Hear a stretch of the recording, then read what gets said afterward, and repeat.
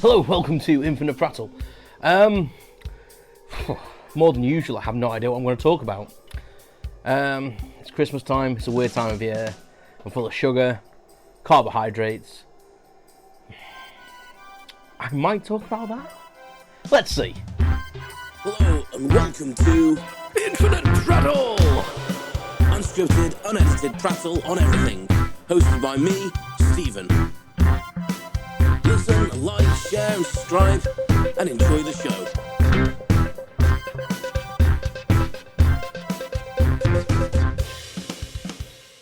Welcome back to another episode of Infinite Prattle. I have a Towley hat on today, the character from South Park, and I'm not stoned because I don't do that sort of thing, but I do kind of feel like he looks on the hat. Tired, full, content. But yeah, it's a weird time of year, Christmas, isn't it? It's a strange time of year. You know, it's a time for giving, but it's also a time for people to chill out and kind of overindulge a little bit, but while also overindulging while thinking about poor people who haven't got a lot. It's a real juxtaposition time of year. That was really cynical of me. Anyway, welcome to the podcast. If you haven't joined me before and you haven't listened or watched, watching is a new thing for this season. Never done the YouTube video podcast before, but I'm attempting it and I think it's going well. I talk bollocks a lot. To be honest, that's literally what the premise of this thing is. It's prattling. It's me thinking of a subject and just rolling with it. So yeah, so don't expect too much from it. It's a brain out kind of time, and you'll probably hear things that you'll, feel in sync with and at zen with, and some things you might disagree with, and that's all good. We're okay to disagree with things in this world. That makes us human, and that's what makes things, move along and progress. It's okay to have your own opinion on things, honestly. Anyway, Christmas. Let's talk about that because I've mentioned it in the intro. I really didn't know what I was going to talk about today. I had a few things floating on my head, but yeah, Christmas time. Let's kind of delve into that a bit. I did a Christmas episode a few years ago. I think it was when the podcast was still called Stephen Speak, which will also confuse new listeners because I changed the name of the podcast on Series 4. It's a slick move from me, marketing-wise. Anyway, yeah. I'll just tell you what I've been doing, shall I? So I'll just tell you. So this year I booked Christmas off. I haven't really had many Christmases off since being an adult and being in the world of work. Probably since the age of 17, really. And I'm 42 now, scarily enough. I can only remember really having a couple of Christmas days off, and we had a short trip over to Ireland a few years ago where I took a few days off for Christmas when I first changed roles into the job I'm doing now, which is more office based. But I still wasn't off the entire Christmas time, the entirety of Christmas. And last year I pretty much worked all the way through Christmas. I had a big project commissioning, and it was kind of my responsibility to be there and help manage the side that I manage. So it wasn't really Christmas for me. Had one day off in 10 days, and while it was massively experience in my work life, it was a little bit depressing to not. Weirdly, it was worse from going from office work to then working over Christmas than it was when I was on shifts and on call going to work over Christmas, because it's I think it's in the back of your head, it's kind of expected. And I always knew that some Christmases there would be work commissioning and stuff like that, and I have to be on call, but it's always a bit of a jolt. And when I was on call in my previous role with incident response, that happened quite a lot, and it was just expected. And we had 1 year I was called out constantly, and we bought, or Sarah bought a Christmas Monopoly set, which actually still not played, and we kept getting it out over Christmas. And every time we got it out set up, I was called out on a job. So I think it's got a stigma attached to it now. So,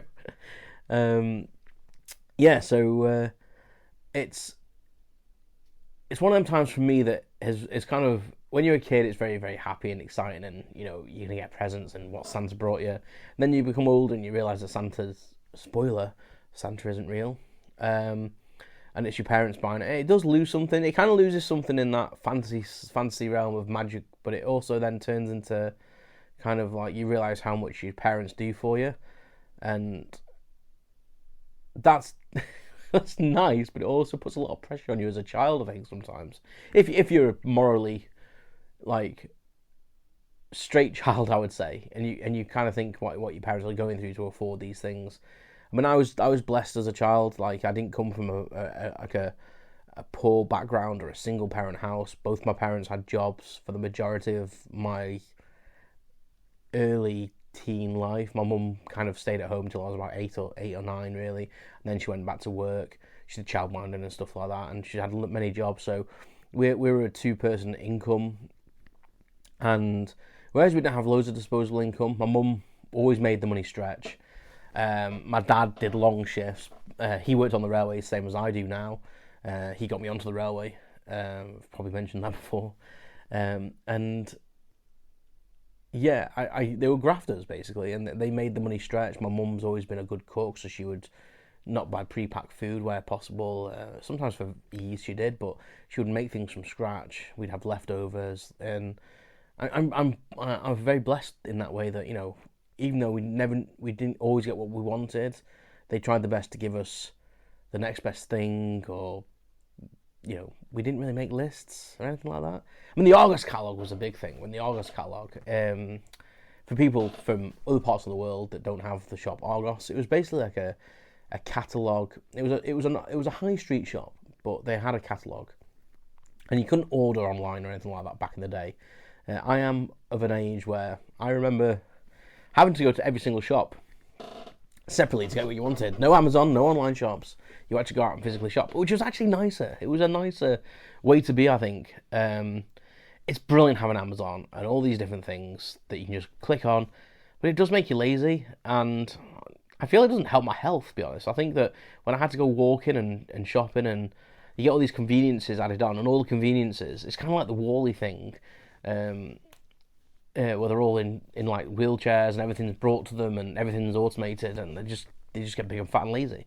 I feel like that's happening to me, and it is super convenient, and you can get really good deals, but it's killing the high street, and Crewe, the town I live in, is dying on its arse, basically, to coin a phrase, in the shopping world. And it used to be a thriving little town, and markets and everything, and it's really a shame. But I mean, I've added to that by not shopping there, because it's just so more convenient to just pop on your phone or your computer and just purchase something.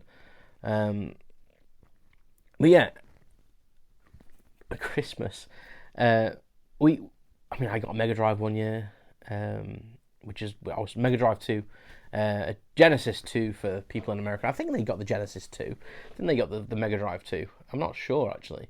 But it was the Genesis, but Sega released like a slimmed down version of it, as these companies do. And I always wanted a Mega Drive, as it was called in the UK. And I remember it's the only thing I probably think I actually mithered them for and got told off for, because all my mates had one and I didn't have one. Never had my own like home computer or anything like that. I had a Game Gear. For anyone that remembers them, it was basically Sega's version of the Nintendo. It had a colour screen. It was brilliant. I loved it. 8 batteries like anything. It was terrible. I think it took 6 double A's, maybe even 8, and they lasted like an hour at the best. It was terrible. In hindsight, I can see why Mum and Dad always insisted I plugged it in everywhere and wouldn't buy me batteries for it if I was on battery rationing, basically. But yeah, I got that one year, and I think that's probably one of the presents that stands out to me the most, because it was a very expensive present, and I never really asked for huge things as far as I'm aware. I don't feel like I did, at least. Anyway, I got like a sit-on tractor one year when I was very young, but because there was 2 children, my brother's a little bit older than me. We kind of took it in turns to get the better present.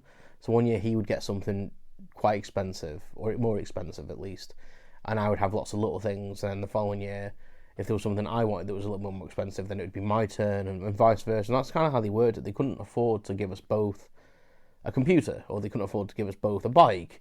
And I think it was kind of good that we were staggered ages as well, because he was getting his stuff before I was, so I was still into toys and stuff like that, and happy with, like, I'd play. My mum made me like a homemade sweet shop one year. She bought me like the bowl, like the little glass jars and stuff. I think she had them in a cupboard, actually. but she made like a little. It was basically a shelf out of cardboard and crepe paper, and then filled the little jars up with sweets. I think it was Christmas or her birthday. I think it was Christmas, and she bought me a little till, and I was happy. That was amazing. I think part of my brain knew that it was probably homemade, but I wasn't bothered because it was what I wanted. I wanted a little sweet shop set up, a little till, so I could pretend to sell sweets to people. And I don't think I ate any actually. Very, very, very bizarre. This is huge, by the way. I bought this because for obvious reasons. I don't even know how anyone holds these Stanley Cups. I filled it the other day, and it was so heavy to hold. Crazy. Yes, that was kind of like my Christmas, in the sense of present giving. And there's going to be a vlog going out on New Year's Eve, showing off a couple of Lego sets. I recorded that before I recorded this. I was trying to get ahead of myself so I could actually plug that in this episode. See? Getting better. YouTubers coming out in me. So I'm very lucky the fact that I can get presents like that nowadays. But back in the day, you know, I was very lucky as well. We weren't. I wouldn't say we were spoiled, but we weren't without things. I would like to say we were quite level-headed in that sense. But I would also say we were probably better off than a lot of people because people didn't have two parents that were going to work. Sarah's story of growing up at Christmas is vastly different from mine, and I feel, when she talks about her Christmas, I feel sometimes that I was spoilt because she had one parent bringing her up. Sometimes her mum wasn't working because she was looking after her and stuff. So it's like it's a bit of a jarring sensation to know how other people kind of function at Christmas. And we all know it's not just about presents. Like, it's about seeing family and friends, and we love to do that too. But Christmas Day, we don't really venture out. We like Christmas Day just to be about us. We always cook.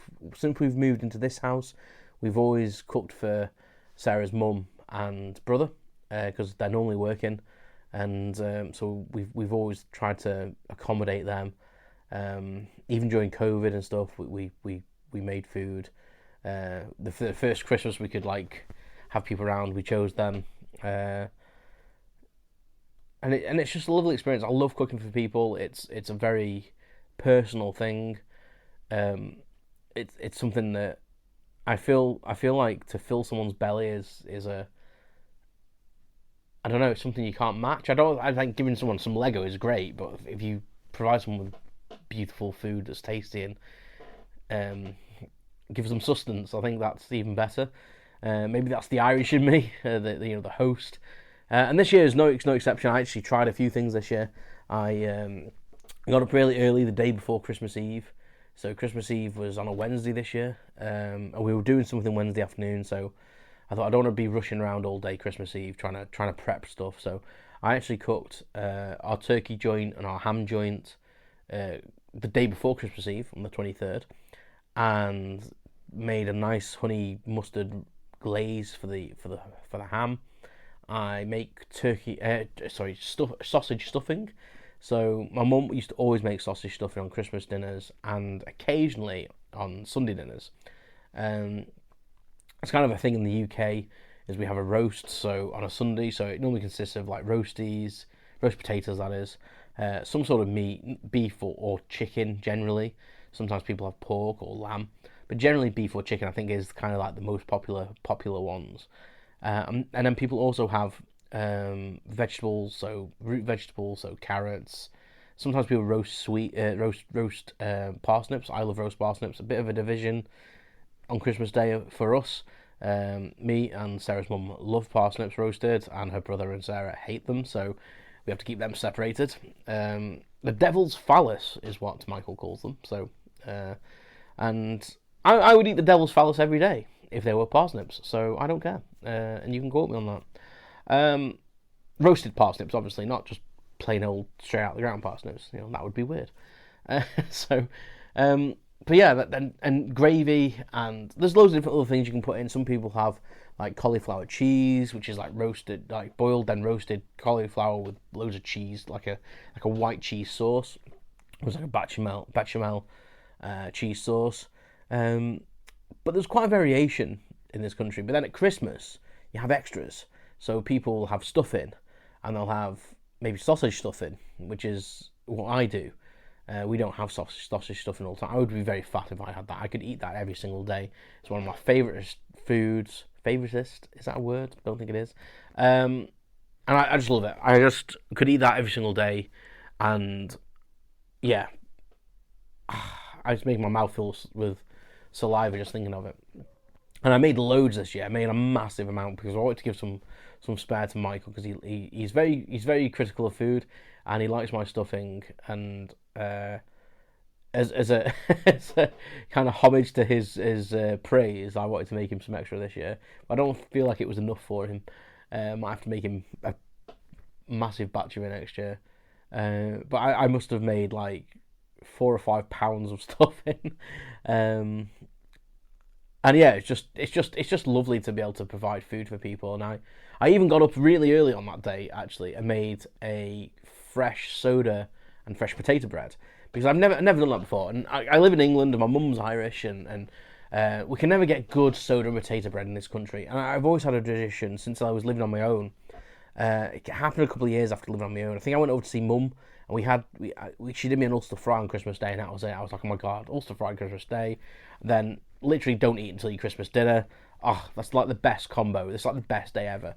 So since then, it's always been a thing where I make an Ulster fry Christmas morning, which is basically an English fry up pretty much, but you have potato bread and soda bread on there. Sometimes white pudding instead of black pudding.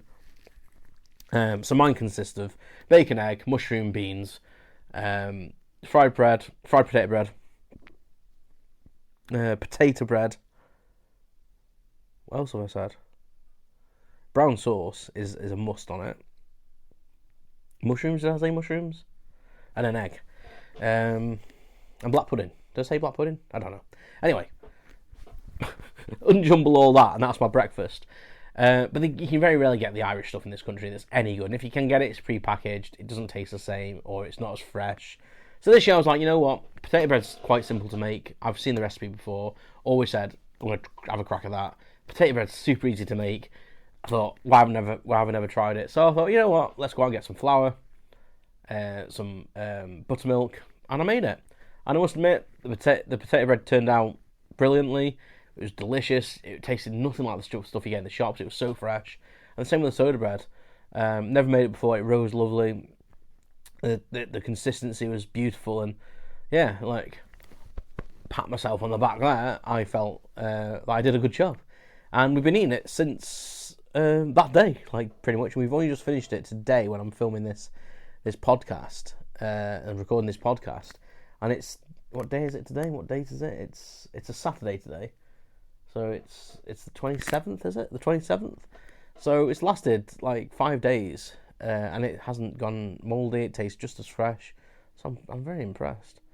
But our Christmas is quite basic. We say we don't like to be bothered Christmas Day.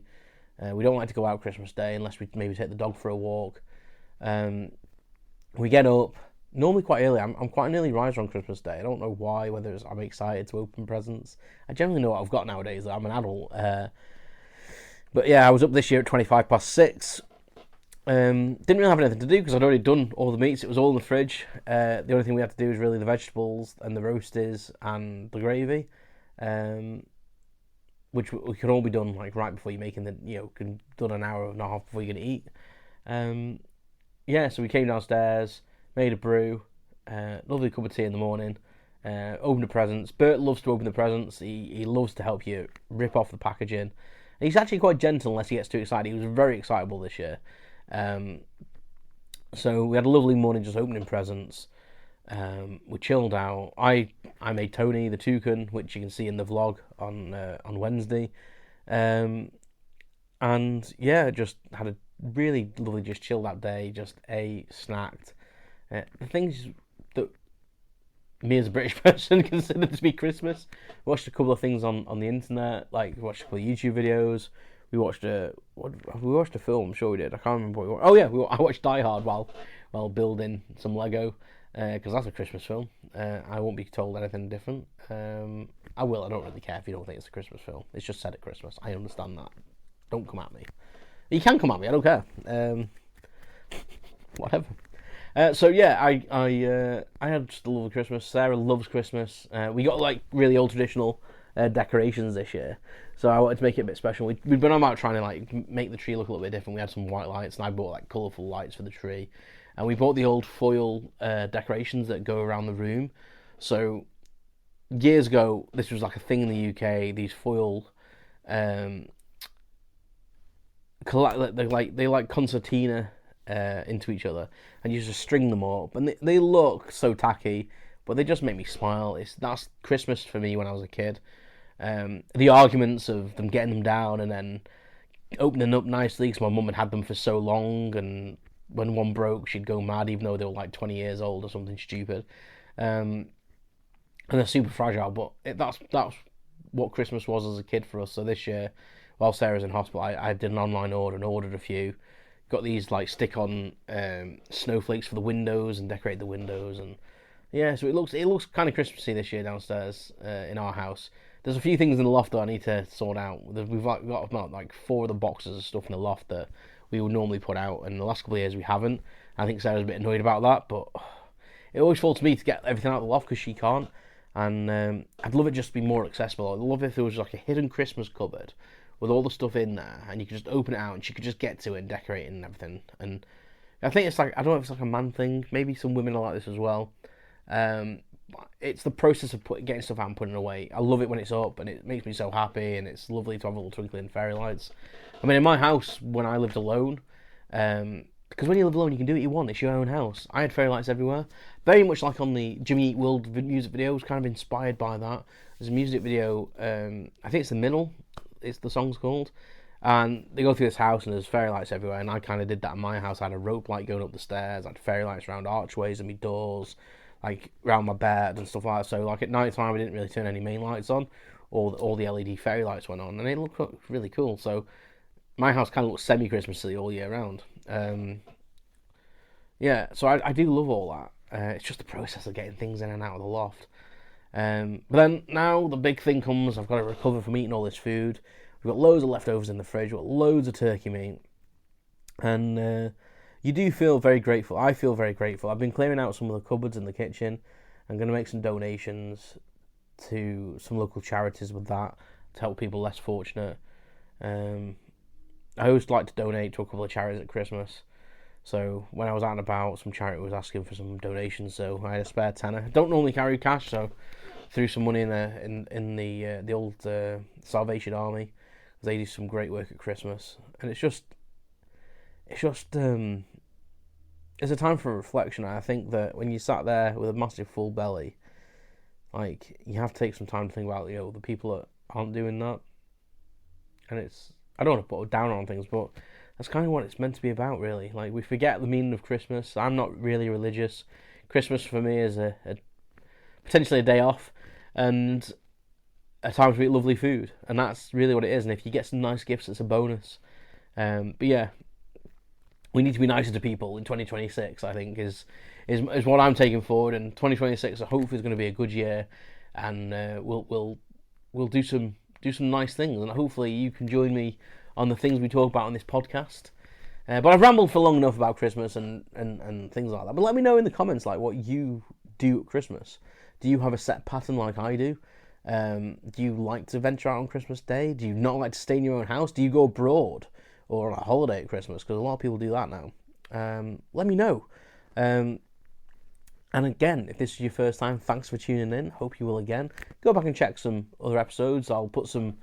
You can go back on the podcast app that you're on, or I'll put some links on the YouTube videos up here somewhere, and you can go and check some other videos out. But thank you very much for listening and watching, if you have been. And yeah, just remember to keep prattling, and I'll see you next time. Thanks for listening to Infinite Prattle with your host, Stephen. Follow me on social networks at Infinite Prattle, and don't forget to subscribe. Thanks very much.